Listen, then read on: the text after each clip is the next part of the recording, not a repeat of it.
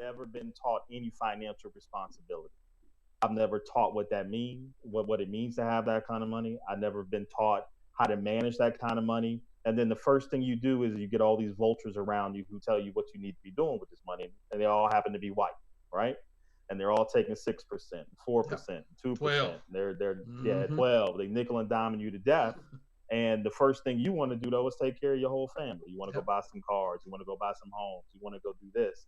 But the biggest thing, and I hope we are able to get someone on the show, and I think we will be able to, because they can talk about this a lot more in detail, is your NBA career is so short, right?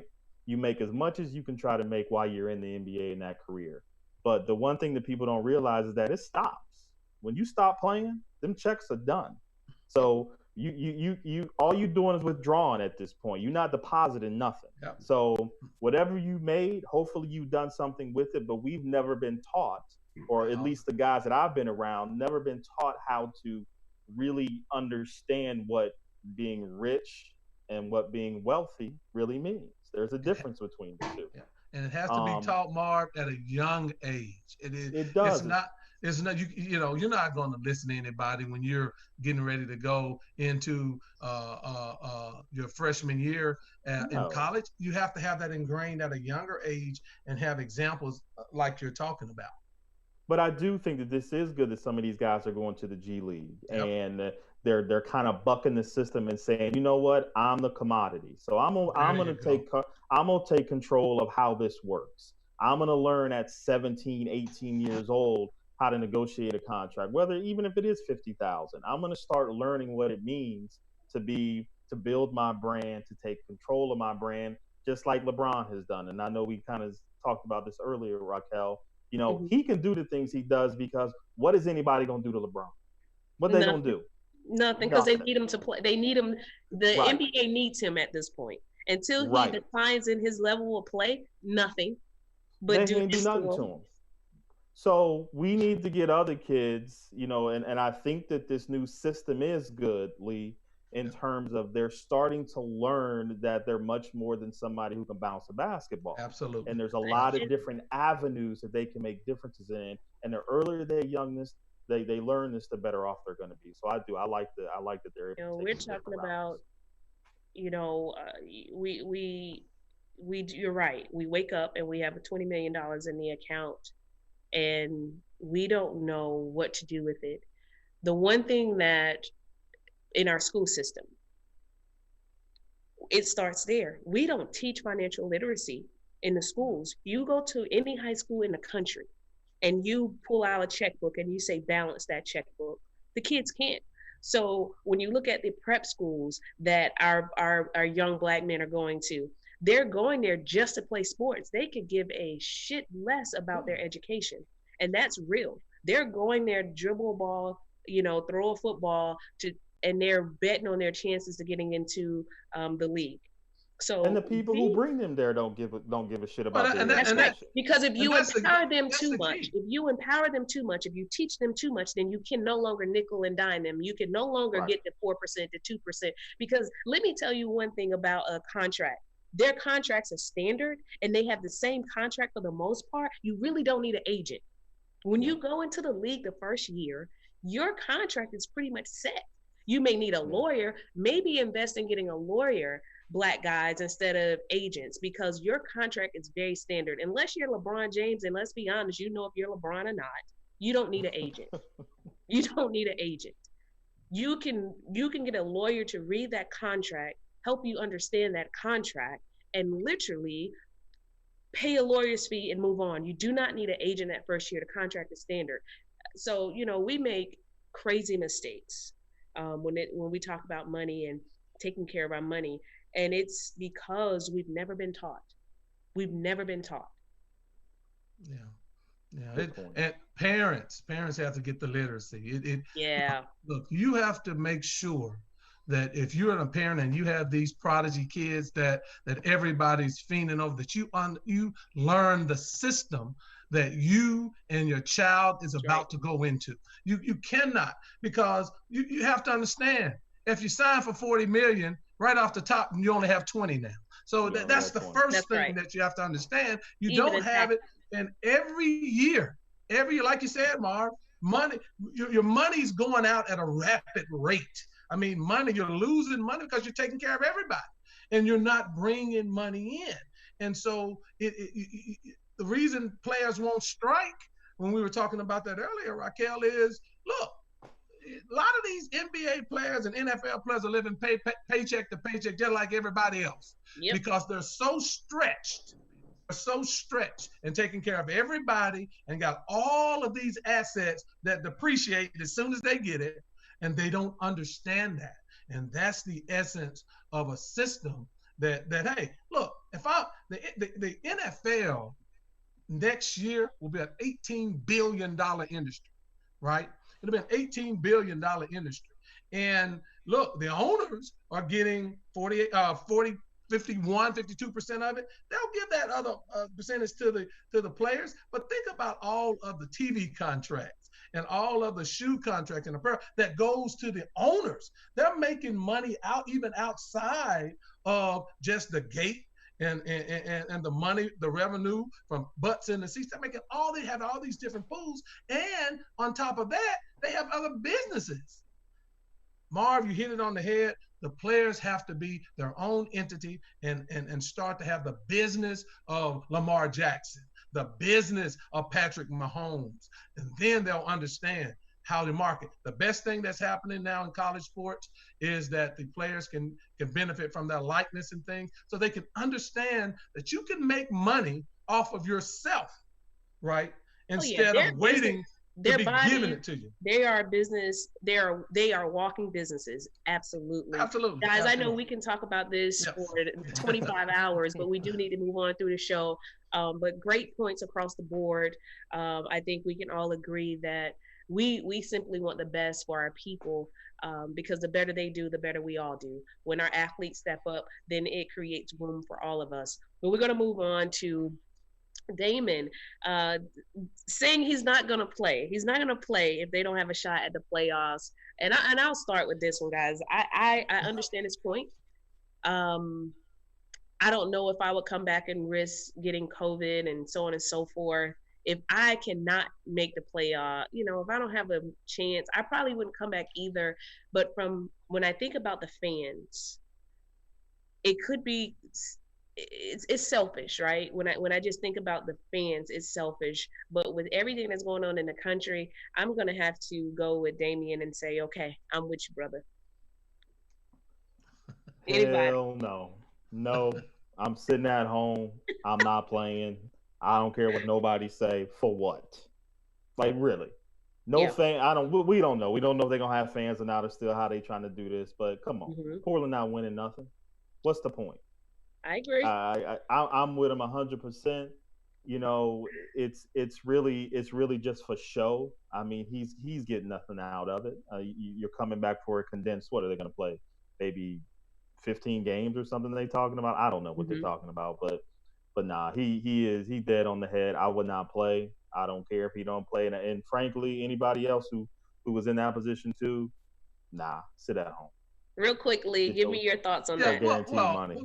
I think Lillard, what he wants to do, and I think it's a great power move on his part, he wants to assure that if they come back for those 15 or 20 games or whatever they're going to do, that they have a chance to make the playoffs. If you're just coming back to play 15 games, 10, 15 games to help the other teams get to the playoffs, hell no, I wouldn't come back. There's no reason to come back. But let's say you're coming back for seeding for a play-in tournament for teams 7, 8, 9, and 10, then he's coming back. I think what he's trying to do is to assure, because all of them want to play, to assure that they have something to play for and the possibility of going to the playoffs, because Portland is getting several players back from injury.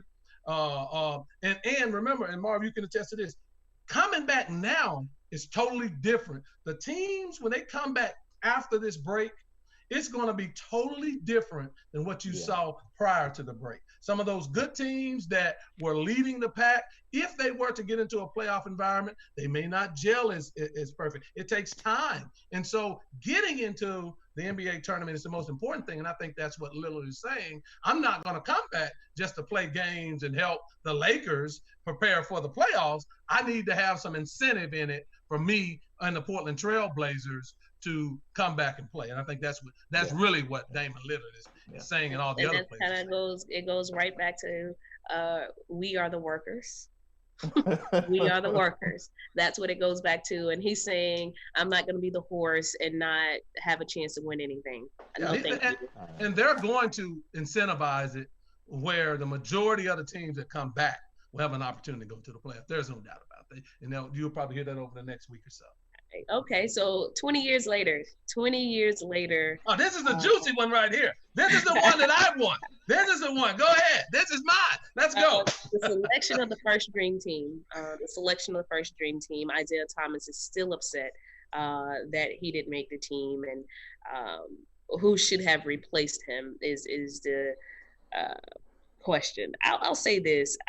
And I'm going to go right into the next one. So we're going to combine the next two topics. So what's your opinion on Michael Jordan and Isaiah? And Michael's saying he would play with them or he would not, because we've heard it both ways at this point. Let's be honest. I'll say this.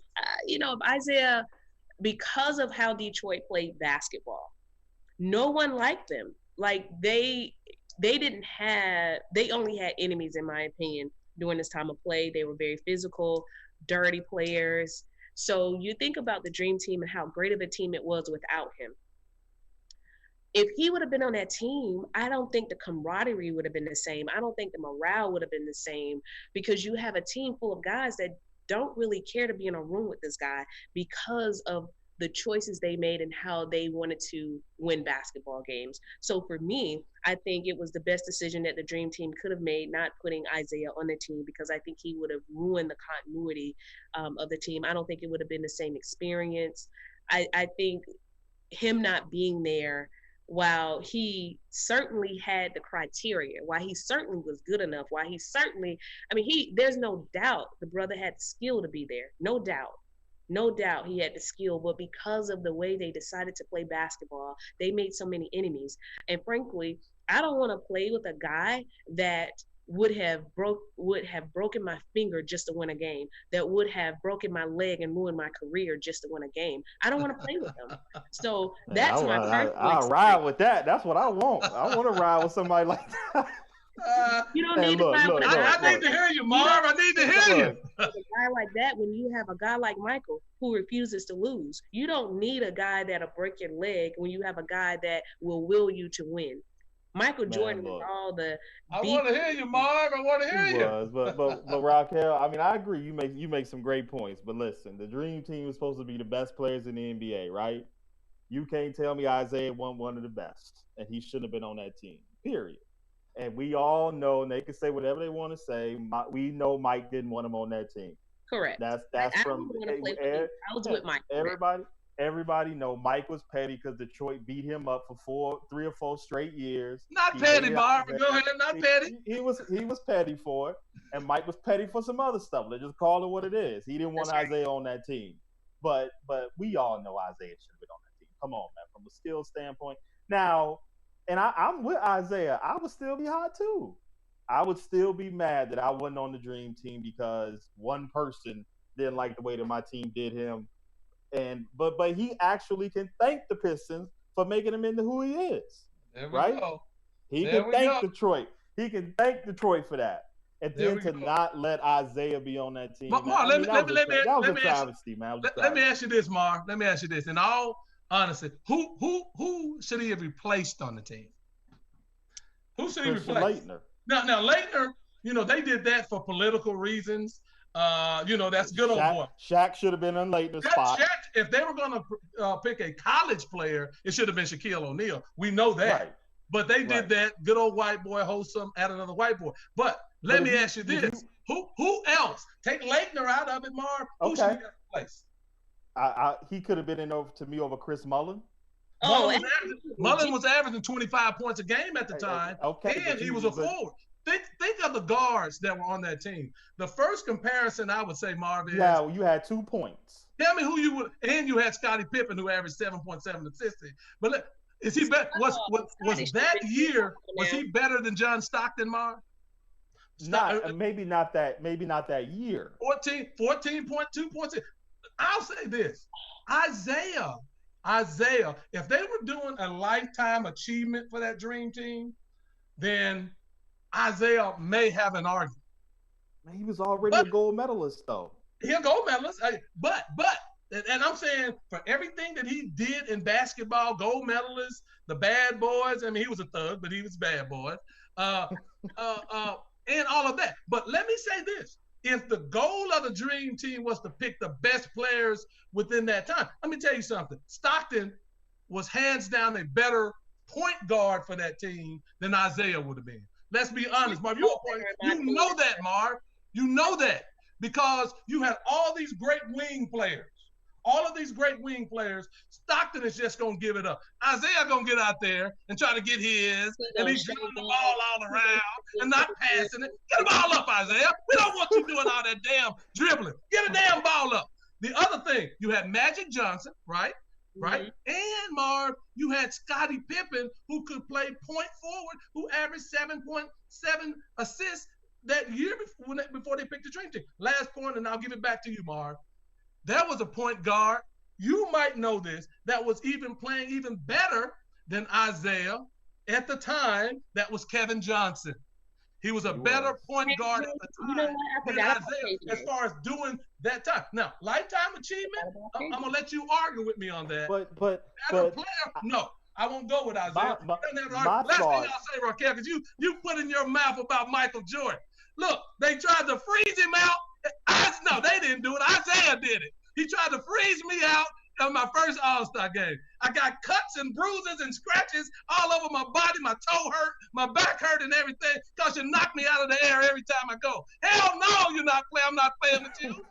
And I wouldn't play with him either. I'm using my power. That's all I'm saying. I'll agree with Lee. I think Stockton was a better point guard for the Dream Team.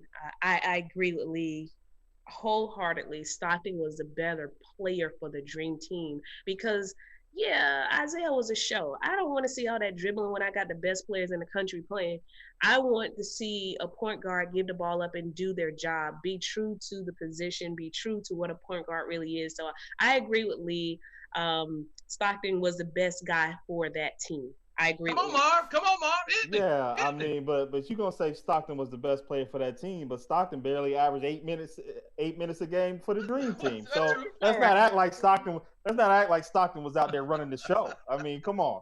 And I thought the Dream Team. Yeah, it was Pippen, Magic, and Jordan, basically. Right, and I thought the Dream Team was comprised of not who did the best that year. Okay. I mean, come on. If Kevin Johnson would have been on the team, you can't be serious now. Come on. Kevin he had a nice Johnson career. Had better numbers the 3 years before the Dream Team was selected every year than Isaiah. Hey, Facebook, YouTube, look it up. If I'm wrong, hit the brother back. But Isaiah was a world champion. Isaiah was a college champion. I get it. He was an Olympian. I get it. I think Marv, the Dream Team. His whole career, okay. So Marv, let's give him a lifetime achievement award. But that's what the Dream Team was based on. It was based on achievement. It wasn't based on. Come on. So if that was the case, so was Larry? Larry was. Yeah, Larry I'll give you that. But again, you're right about that. But Larry Bird's going to be on there regardless. He at the time, he was the great white player in the league. Chris Mullin had a valid reason to be on there, and that's basically it. But Marv, I don't need a lifetime achievement award. I think back to who would have been a better player for that Dream Team, Marv? Isaiah Thomas or Dominique Wilkins coming in and slamming the ball on the break every time. That would have been more of a show. Isaiah was in decline. I'm being honest, and the numbers will support it. Now, lifetime achievement, like you say, I get it. There's an argument there. But his skill set, Facebook, hit us up. Come on, Facebook. I know some of you got some comments. Hit the boy up. Prove me wrong. Let's go with it. All right, so we're gonna move on. And if we get questions, I'll make sure we get them out. Um, with the Last Dance spotlighting the duo, obviously Jordan and Pippen. Um, we wanted to ask, I think, just everybody. So if you're on live with us right now, who's the best duo in the league? Your top five. Give me your top five, Marv. In history, right, Raquel? In All history, time? yeah, all time Hit me NBA. all I like to glue my ear when Marv comes. Come on, Marv, hit us up. I mean, you know I'm gonna put because I got to get old school some love. Koozie and Russell, we got to put them in there. I mean, 11 What titles. number, Marv? What number? I'm gonna put them in at 5. I'm gonna put them in at 5. All right. I'm gonna then go with Stockton and Malone. I got to give them love. I mean, what Stockton and Malone did together, you cannot refute. Even though they didn't win a title, they very well could have beat Chicago that first year. But you know, Mike is Mike. Then I'm gonna go probably. I'm gonna go Isaiah Dumars. Yeah, I like that one. Come on now. Go. Come on. No? Yeah. Isaiah Dumars was a good duo. That was a good duo. They're my number 5. That's a good duo. Then of course you got Kobe and Shaq. I'm gonna put them at number 2. My duo. And I had a big debate between Mike and Scotty, of course, is always everybody's number 1. But I kind of got a code number 1 with them with Magic and Kareem. Oh, yeah. Okay. You know, if I got to slide somebody out to slide Magic and Kareem in, of course it would be Isaiah and Joe. But Magic and Kareem, come on, man, that's a hard duo to kind of refute and go against. The way that they changed, the way Magic changed the league, and the way that he helped propel Kareem at the waning years of his career. Yeah, I don't know. That's a tough one for me. But I'll leave Magic. I'll leave Mike and Scotty at number 1, even though I don't want to. So Lee, you know what? I can go or you can go. You whatever you would prefer. It don't matter with me because go. No, I'm gonna go because you like to keep me brief. I'll go ahead so you have some time. I agree with you. 5 would be. I think you got to give it to Russell and Koozie because of the longevity in the championships. Russell didn't average a lot of points, but that dominance, you have to give it to them. Yeah. I'll do that.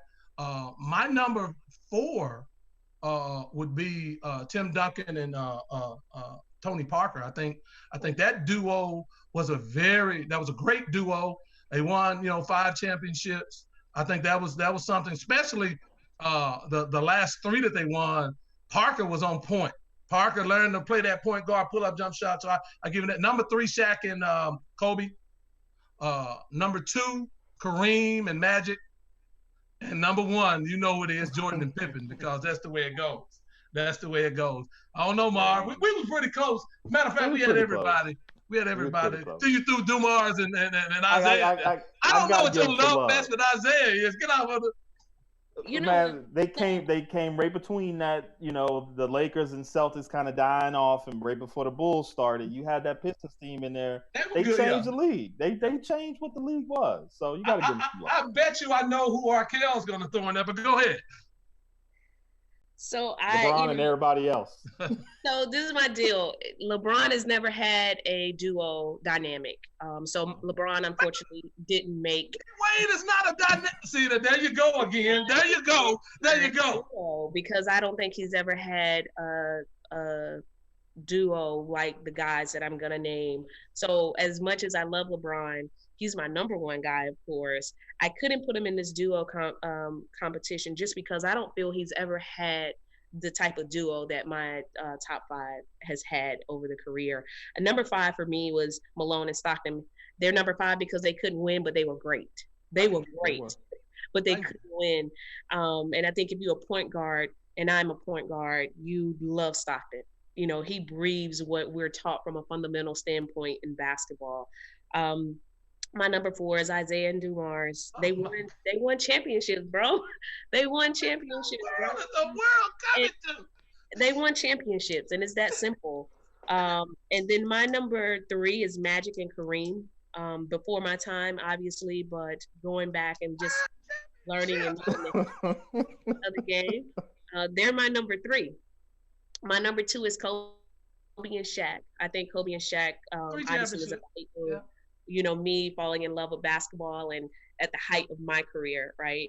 And then, of course, Michael and Scotty. I think Michael and Scotty. Finally, you got something right at the top, Raquel. I appreciate it. Good Lord. To do it. Raquel, I'm going to ask you a question, though. Yeah. Why? And Marv, you said something our last show that was blasphemy, too. I was like, I've been meaning to get you back for this, too. Raquel, why do you think that D-Wade, at the time LeBron was in Miami, you said something the last show that I have to get you on. You said D-Wade was 60% of himself when LeBron was in Miami. Come on, man. D-Wade, they had 3 of the top 10 players in the NBA on that Miami Heat team. Now, I'll say this. If LeBron had stayed in Miami, they would have won eventually more championships. They had 2. They played in 4 straight. I can envision them winning 3 or 4 championships together because D-Wade still could play and they would have to tweak that team. But I would take LeBron and D-Wade well before I would take Joe Dumars and Isaiah Thomas. It would be interesting, Lee, and I'm going to need you to look this up because I know you're a researcher. I need you to look up because LeBron played so many minutes when he was with D-Wade because D-Wade, his knees was getting so bad. He could only play every other game. He was on a minutes restriction. That 1 year, I'll be interested to see that 1 year, how many minutes LeBron averaged over that year. Last year, you're right. The last year when San Antonio beat them, you're right. The knees had started to. But the first 3 years, D-Wade was playing his ass off, especially the first 2 years. The first year, LeBron got the best weight that he could possibly get at that time. He was already the first year. And to the point where when LeBron came into the team, he deferred his team, his franchise to LeBron because he knew his time had passed. And let me tell you, that's not an easy thing for a champion to do. It's not easy for a champion to say, I'm no longer the franchise. He is the franchise. I am the number 2. That's a clear indication that he had declined. He was not the player he was when he won his first championship. He wasn't even close. Lee, that's facts, man. That's facts. I don't think it's an indication that he's declined. I think it's an indication that he knew that LeBron was the best player in the world, and he said, we need to ride him. I don't know if it was decline, but Marv, next show, you better believe I'll have his points per game. Please do. There's no doubt about it. And if I'm wrong, you know me. I'll admit it as soon as we come on the air. But hey, you and Raquel, y'all must have talked. Joe Dumars and Isaiah Thomas. So I'll tell you this, and we're both point guards. We're both point guards. Hell, I don't know. I mean, good Lord, oh my God! Those boys won, and I think when you look at just raw talent, they weren't the most talented guys in the league, but they played basketball how basketball is played. If they weren't so dirty, Isaiah would probably be my favorite point guard of all time. If he played a more dignified game. Isaiah was a bad boy. He was a bad. No, look, you act like I hate Isaiah. Isaiah was a bad man. There's no doubt about that. But I think people, I think Isaiah's the sentimental guy now. He comes on ESPN, he's about to cry because he didn't make the dream team. Well, quit clipping people out of the air and hitting people upside the head with elbows and doing all that stuff. You playing with, and then come on, Marv. If you and I, Marv, played, our teams played, and you beat me 4 straight times, and the one time my team beat you, you're going to walk your team off in front of me with seconds on the clock. And then the game, well, do you want Marv to coach? Hell no! I don't want Marv anywhere near me. The guy wouldn't even shake my hand. So no, I don't want him. But come on. Isaiah, the other thing I'll say about Isaiah quickly, there's something with Isaiah, because if you look at Isaiah's post-career, Marv has been up and down in every stop. I mean, he doesn't last long. He gets in arguments. He gets fired. Now, he gets the chances, but he doesn't make it work long time. Why is that? Is it because his attitude is fucking bad? I think that's what it is. Well, I don't think I think you just got some hate for Isaiah. I agree with you on this one. Marv, I love you, but I am with Lee 100%. I wouldn't play with the guy I wouldn't play with him. I don't want to play with a guy with that type of character. And obviously, it has followed him throughout his entire career. Come on, that's what I'm talking about, Raquel. I That's what don't I'm give a talking damn about. about your character. I don't give a damn about your character on the court. Between them lines, I don't care. But hey, let's go. Let's move, guys. So, the Major League Baseball Players Union delivered a firm statement that players would not back down to the Major League Baseball owners and commissioners' proposals to further player salary cuts. What are your thoughts on that, Lee? Yeah, they already had come up with a deal to reduce the player's salary. They were going to prorate it for the rest of the year, and the players were going to take a minimal salary based off of the proration. And now the owners want them to take another salary cut. I mean, I think it's just greed on those, because there's a lot of opportunists in this thing. Baseball has made record numbers of finances up until this year because of the COVID thing. They've had plenty of money. And I just think that it's a money grab because of all the attention. And they also know that anytime in a situation like this pandemic, if the players say, we're not going to take a pay cut, they're going to be viewed in the negative light. They're going to be considered greedy. And they shouldn't take a pay cut because they've already taken a pay cut that they collectively bargained that they were going to take. So why take a pay cut now? I just think it's, again, greedy owners trying to paint the players in a situation. And I think the baseball season is in serious jeopardy because I don't think those players are going to take a pay cut. Because remember, if they take a pay cut and they sort of do a structure of a salary cap, they'll have it forever. They'll try to grandfather that in somehow. So I don't think the players ever do it. But Lee, correct me if I'm wrong. Does baseball still no longer have a salary cap? No, baseball don't have a salary cap. No salary cap. Exactly. So I mean, some of these contracts, I mean, I mean, they're ridiculous now. They are. No, you're absolutely right. But Mark, baseball makes so much money because of the regionalization of those local TV contracts. Sure. Baseball is not hurting for any money. Look, they're not. And so when you look at the numbers on TV ratings and stuff for the past 10 years up until now, they've made money. But you're right, the salaries are astronomical. But let's say this. They're only talking about playing 82 games, right, excuse me. 82 games. So that's cutting it in half there if you're prorating on the number of games. Now they want the top players to take another 10 to 15%. I wouldn't do it. Yeah. I just wouldn't. And I think, Marv, you forget the business aspect of it. These players, their bodies are business, and we've already agreed to take a pay cut. We've already come together. We've already been together and said, you know what, you're right. The season's cut in half. We're going to take a pay cut. But now you want to do it again? It's not the players' fault. The money that they're being paid, this has happened before their time. Yeah. So you can't penalize them because of the salaries and the no salary cap. That's not their issue. And once you have come together collectively, the players, and say, okay, yeah, this is fair. We'll take a pay cut based on the season, 82 games. What more do you want me to do? I'm still a business. Yeah. I am still a franchise myself, might I add. So from a business standpoint, you put yourself in those guys' shoes, Marv, and you have to say, well, do I take a pay cut twice? And let's be very clear. The the Major League Baseball league owners still make more money than the players, still make more money than they're paying out. No doubt about it. So what are we talking about? No, I mean, I'm in agreement with both of you. I was just playing a little devil's advocate with the owners, but because I did know that I knew that there was no salary cap still in baseball, but I agree with you. I mean, they've already taken a pay cut. I mean, this is actually kind of ludicrous, honestly. Yeah, so, it's a conversation that shouldn't be being had right now. It's a money grab. It's taking advantage right now, and the owners are going to have to give in because the players are not going to give in on this. No, they're not going to give in. It hurts them for the future. So.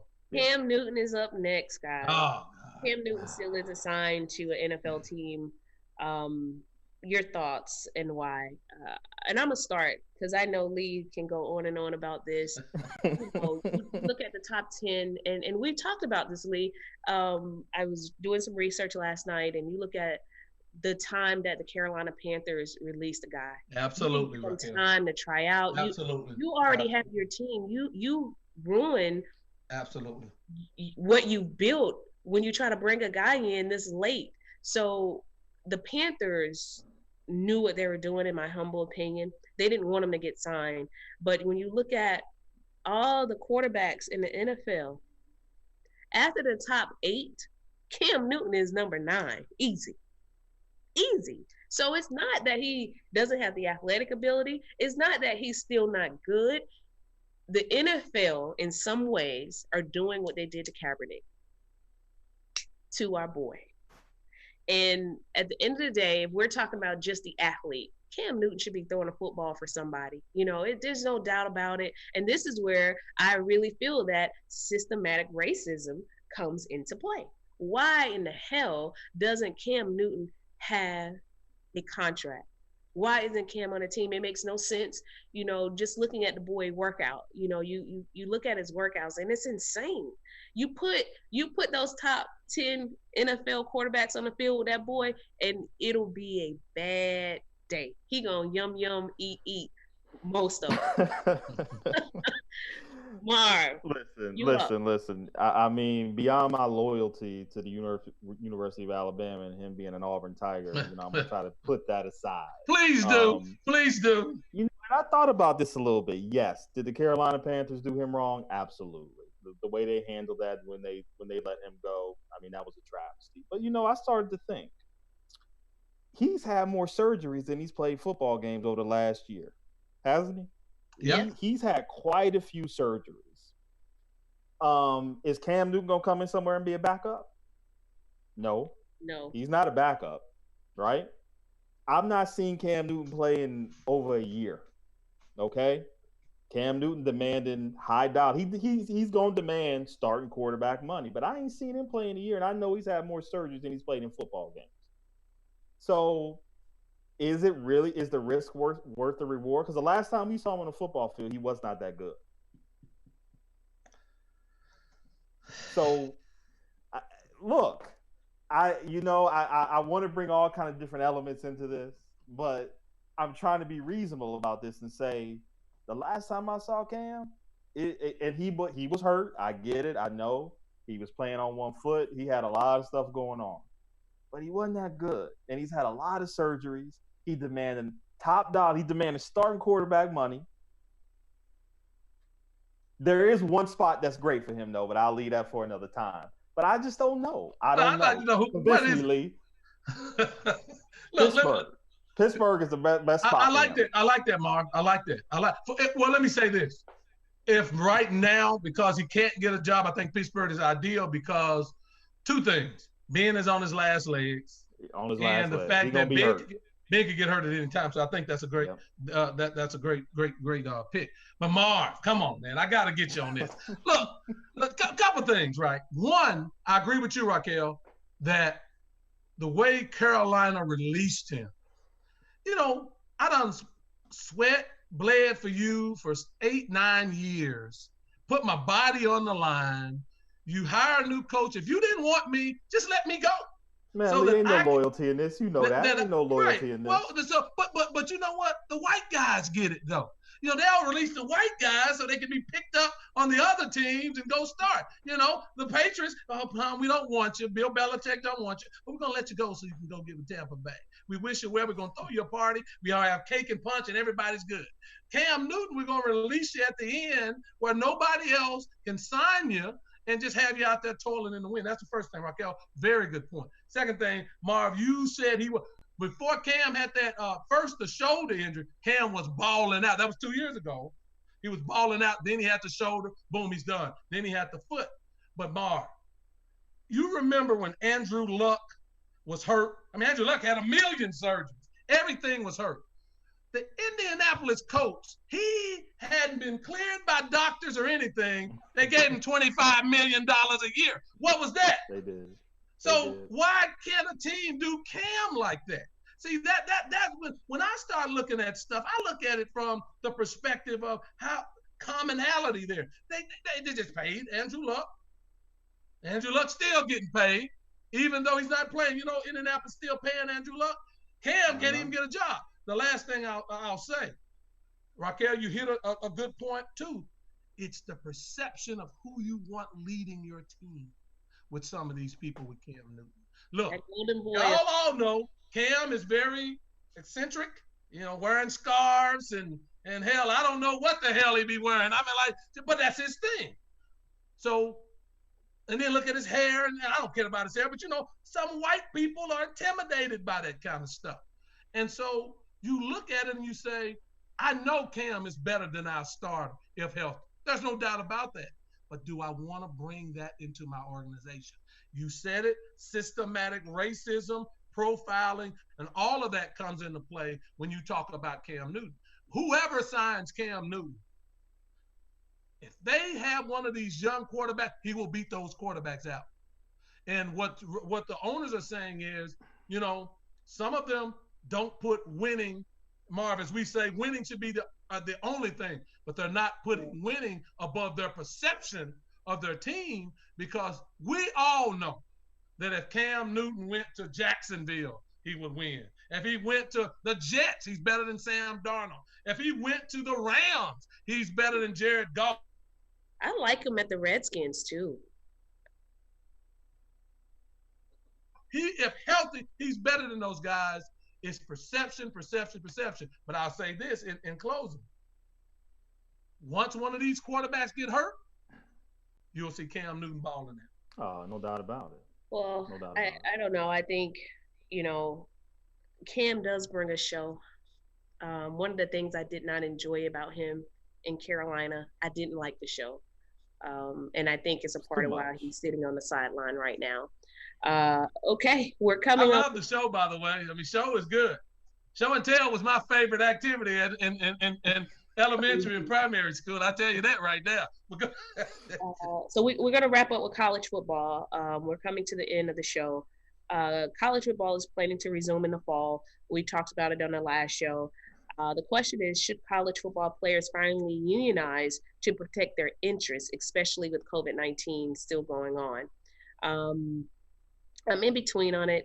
College football is big money. And I think when you think about SEC football, there is no doubt in my mind that they're thinking about the dollar and cents that they're going to lose if they don't play. I think the ACC, if the SEC comes back, obviously the ACC can come back. So I think that's a loaded question, in all honesty. Should the players unionize? I don't know. I think there are pros and cons either way. And I think it depends on where you are. I think, with COVID-19, and especially in the South, the numbers aren't as bad as there are in the North, right? I think it's hard to collectively say what should happen for college football players when you talk about a union because of where everyone is in the country. So I'll defer. I'm not sure how I feel about it. I see pros and cons both ways. Marv, what are your thoughts? Yeah, I'm kind of with you. There's professionally, it's you can form a union. It's much easier. You're a professional athlete. You're getting paid. College, there's so many different levels to this, and you got guys who aren't on the same level. I'll just take Alabama for instance, because that's where I went. And for a guy like, if this was going on like Tua, or maybe some of the other guys who knew they were going to be high round draft choices, unionizing could have been something that they could look at. But you got a lot of other guys who are part of that team who will never play after college. Like, they're never going to see an NFL field. And there's so many different levels that you're dealing with. So I really just don't know. Leah, I'd be interested to see what you think about it, because there's so many different dynamics to this. Can I ask both of you something though? Because I'm curious. What do you think? Why would it hurt, in both of your opinions, if the colleges unionize and they have a set of standards that they wanted as a college athlete, like their likeness, getting paid a higher percentage of the revenue pool, practice conditions, and even unionizing so it can help them when they enter in the NFL, because these antiquated 5-year contracts where I'm under a contract for you for 5 years, especially if I'm a first-round draft pick, that all that does is hurt the athlete coming in. So I'd be curious to see why you think it wouldn't be a good thing to have a college football players association that would help them negotiate these But things. what do you do What do with you the other guys, negotiate? Lee? Yeah, what do you do with the other guys who's like the 12th guy on the bench or the 40th player on the football team who's not going to make anything off his likeness?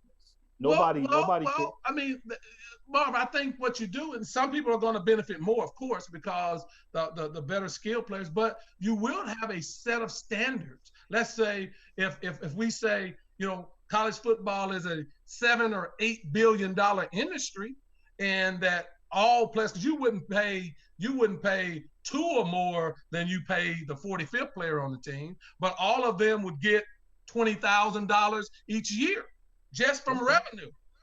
That's a check, that's a stipend that every player gets. That's all the players. So you'll be representing all of the players' best interests across all of college football. They may want to say we get meal stipends built into that. Money, not necessarily a meal card. You know what I'm saying, Mark? Because you're on the college campus playing ball. You can't make it to the cafeteria all the time. But if they're putting that $2,000 or $1,500 on a debit card for you and say, "Oh, that's your money. Feed your damn self." You know what I'm saying?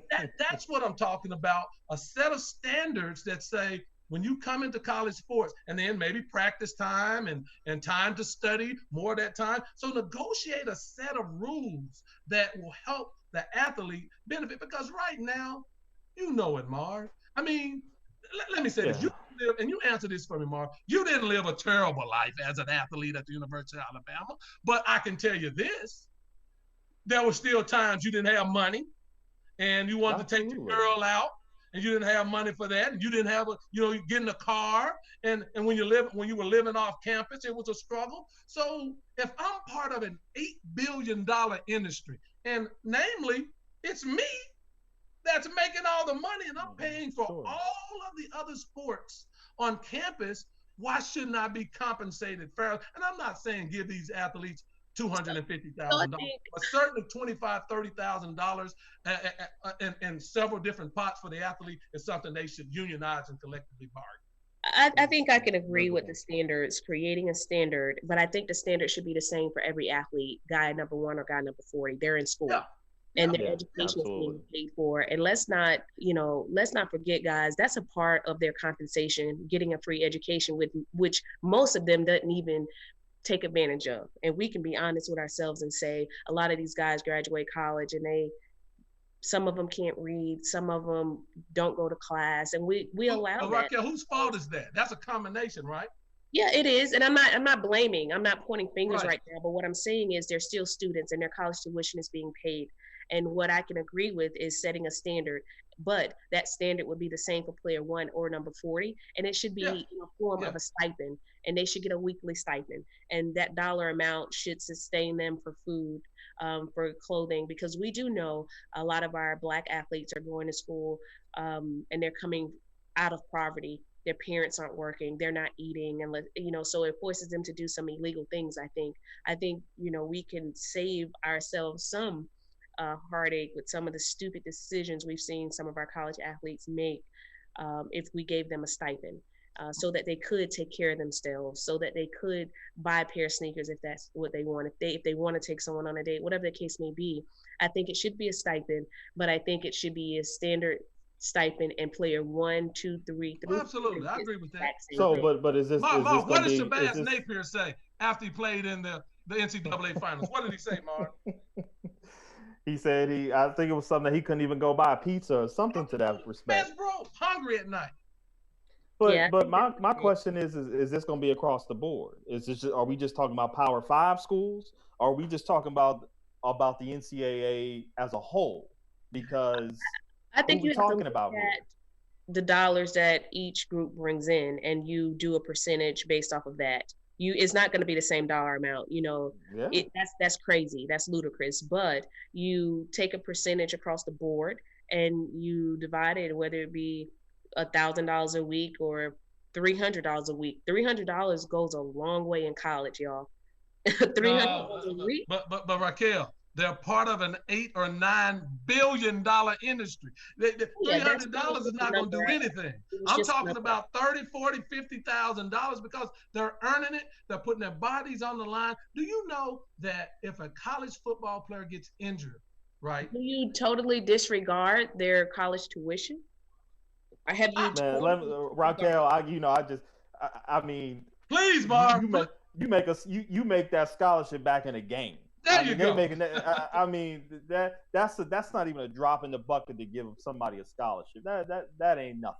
So It is still a let's not. part of compensation. Otherwise, you would have a school loan. And I think from an athletic standpoint, you went to college and you played a sport, Marv.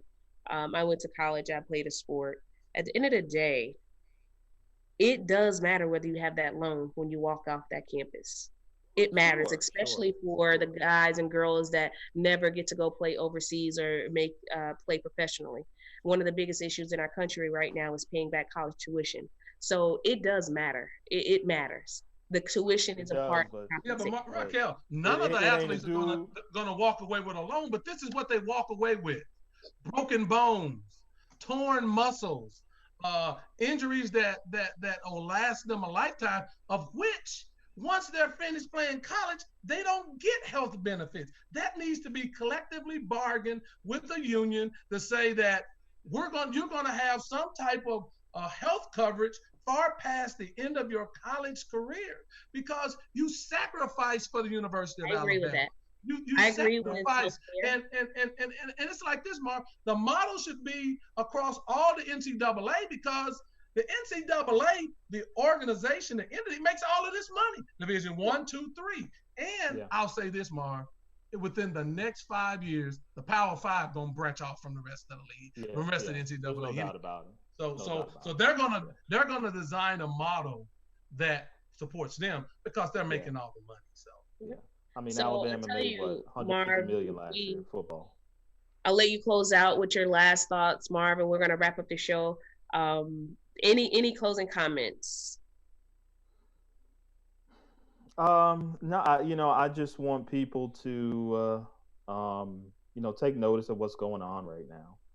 I think I woke up this morning and kind of like what Killer Mike was saying, he wanted to burn the country down, and I'm angry. Um, we see this too much, but we also need to be smart about how we do this and try to find a way to start making a difference or having a conversation that can make a difference. I get it. The protesting is important. We need to be heard, but we also need to start educating ourselves on how we start making change on local levels, um, getting people in office that can do the things that we can get change on a larger scale. So I just want people to, be angry, express that, but then we got to kind of get back to the business of what we can do to push ourselves forward in a way that's going to show some progress for us. That's just kind of what I think about. Lee, closing remarks. well said, brother. For me, it's uh, pooling of the black dollar is very important, especially in the athletic realm, and making a difference because collectively they have so much more power. Separately, they don't have, there's very little power, so they have to pool it together. We've all in this show debated about the greatness of LeBron James, and we can debate 1, 2, 3, 4, 5. That's good. That's fun for the show, but he's a number one as far as an individual from the time that he's come into the league and how he's grasped social justice and always been on the front line of dealing with that and not being afraid to put it out there. And so I give that brother so much props. The last thing I'll say is we have people who comment on Kaepernick's kneeling, and we have them that comment on the hiring of black coaches. And you hear all these black people come out, that's outrageous. We shouldn't do that. But I don't hear them commenting on George Floyd and Mr. Arbery. Where are they? I want to hear from them. You ranting and raving about it's it's sad or it's against everything they go for to do the black coaching the way the NFL wants to do it. Talk about these young people that are being killed and feel the pain of the young people out in the streets, because that's real. And so we all have to play a part in that. And if you're in an organization and you are black and you are a manager or whatever you are, help your fellow black person and let your white friends know. You may not have been a part of this, but you have an inherent privilege from what your ancestors have done. And so you have to be part of the solution because you've lived a life that has been white privilege for a long time and is on the necks of black people. Yeah, I'll close. You guys, I couldn't have said those things any better. Rihanna, in her last speech, she said, pull up. So for all of our white friends that's with us, we need you to get through this thing that we're going through. Blacks are at a state of emergency in this country. Black people are in a state of emergency in this country. And I can say that in this time, I am ashamed to be American. I am ashamed to be American because I fear for Black men in a way that I've never feared. I fear for Black women and Black children because white privilege allows them to be killed in the street without any justice. So they continue to do it, and we are unheard. We are afraid. We are angry. I've never been so saddened in my adult life by the country that I live in. I'm disappointed. And at the end of the day, I think we have to be very honest with ourselves and say, this is the America that we live in. This is the America that Black Americans live in, where we are at a state of emergency and we have to pull together.